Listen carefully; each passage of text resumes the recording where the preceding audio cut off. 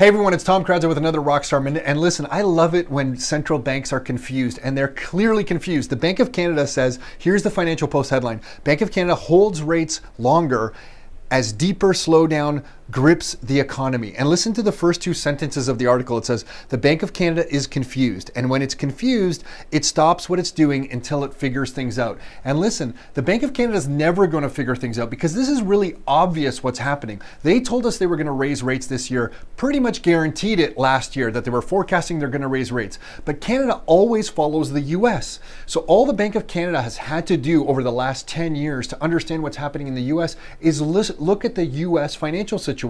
And if you look at the US financial situation, they currently have $22 trillion in debt. If they raise interest rates 1%, that's $220 billion, which is about 25% increase to their national deficit every year. I want to repeat that. A 1% raise in interest rates down there raises their deficit by 25%. It's ridiculous. If it goes up 4%, it doubles their annual deficit. In the US, they cannot raise interest rates. This is simple math. And because they can't raise interest rates aggressively down there, we here in Canada cannot raise interest rates. There's nothing to be confused about. So if you know anybody at the Bank of Canada, please extend this message out to them. There is no reason to be confused, Bank of Canada. You cannot raise rates because the US cannot raise rates. It's going to be fascinating to see what happens here over the next 10 years as low rates stay here for longer than anyone anticipated. We've been telling people low rates are going to be here since at least 2010 to 2012,